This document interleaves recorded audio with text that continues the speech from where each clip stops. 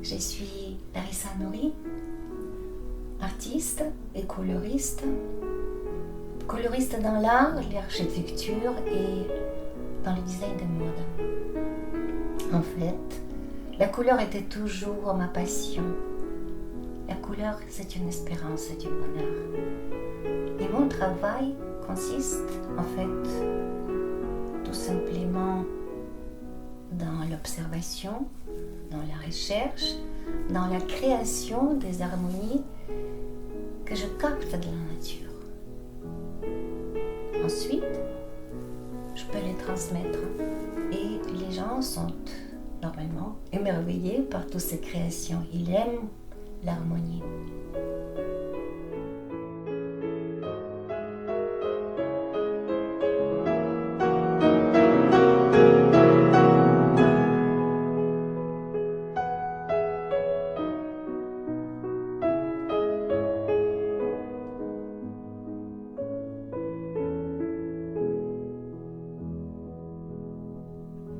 Ma peinture, c'est la peinture tactile.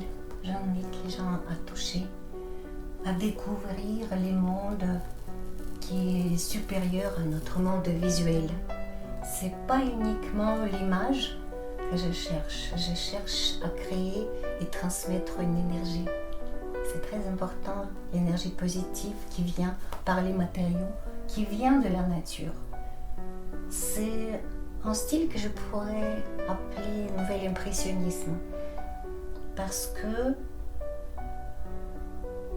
par les strates superposées, j'ai créé une image qui est dans notre imaginaire.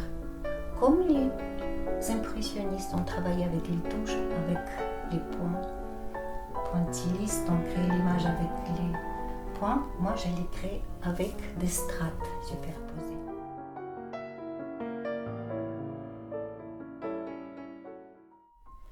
Je suis née en Biélorussie, c'est un pays entre Pologne et Russie, et j'ai fait en fait une école polytechnique pour être architecte.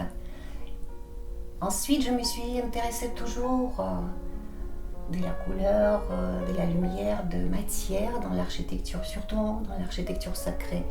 Et j'ai consacré toutes mes recherches à ce sujet. J'ai fait ma thèse de doctorat à Minsk et ensuite à Saint-Pétersbourg. J'ai commencé à faire les concours internationaux et grâce à un concours, je me suis retrouvée à Stockholm. J'ai pu travailler avec mes collègues coloristes à l'Institut scandinave de la couleur à Stockholm.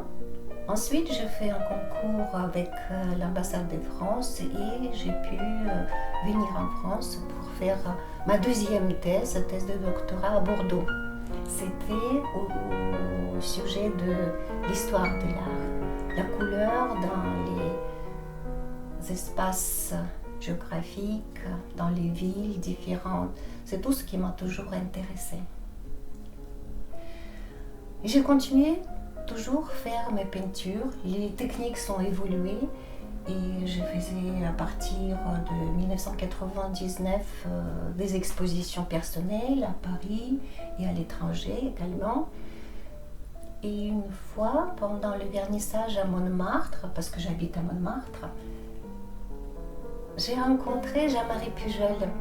Jean-Marie Pujol, c'est un grand couturier qui a travaillé chez Dior, qui a travaillé chez Yves Saint Laurent. Ensuite, il a créé sa propre marque.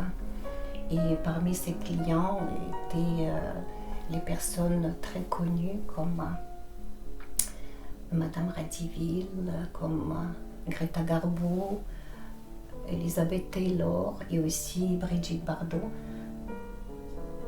On a sympathisé et il m'a dit que ce sera sympa si on va créer quelque chose ensemble. Effectivement, nous avons commencé il y a presque 15 ans maintenant, une collection des robes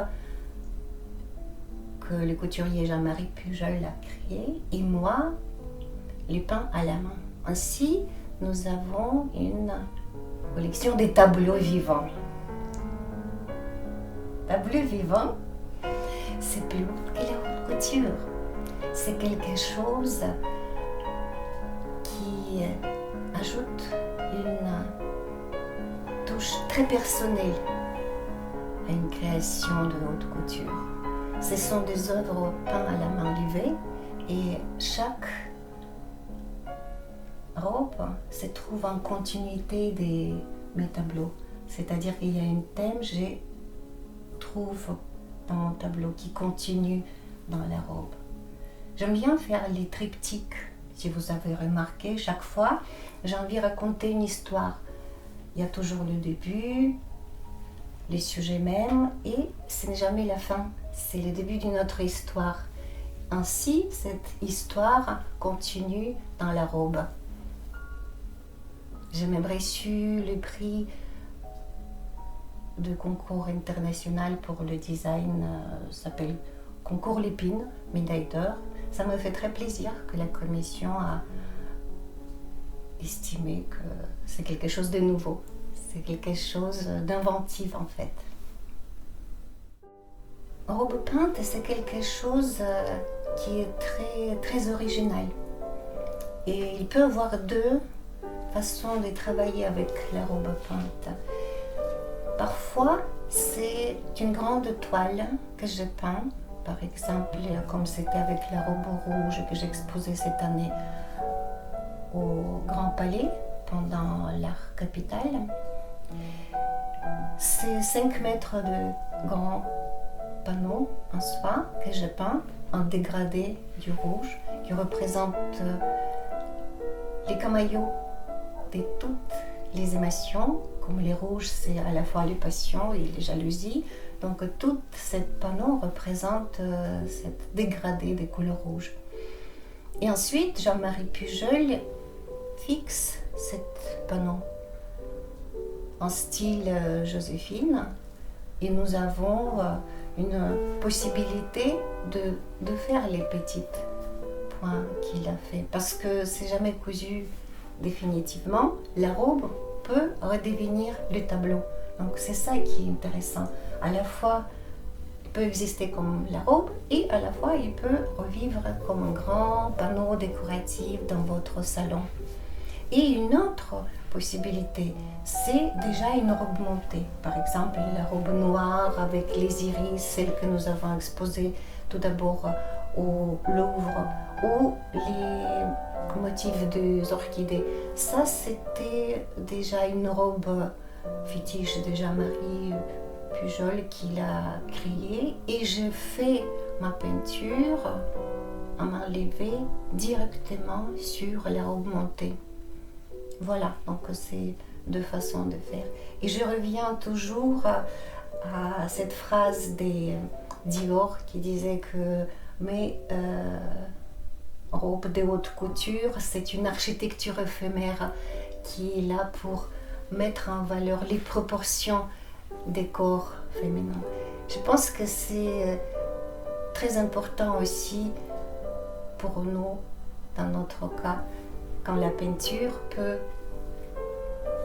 souligner cette architecture des créations de haute couture et rendre le corps féminin encore plus bel, encore plus féminin.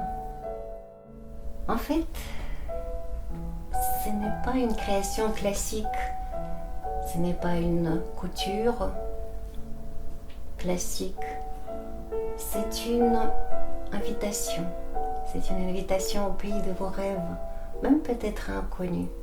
Ce que je souhaite, c'est que vous puissiez découvrir votre monde, qui est beaucoup plus riche, beaucoup plus important que le monde visuel. Nous avons tout cet univers de l'énergie à découvrir dans la haute couture, des robes peintes, des tableaux vivants, comme dans ces magnifiques compositions des peintures tactiles. La peinture tactile nous invite à toucher et découvrir ces énergies des couleurs. Pour conclure, je voudrais juste citer les mots d'Oscar Wilde. La beauté a autant de significations que l'homme a d'humeur. La beauté est le symbole des symboles. révèle tout parce qu'elle n'exprime rien. Mais quand elle paraît, elle nous montre les mondes entiers éclatants des couleurs.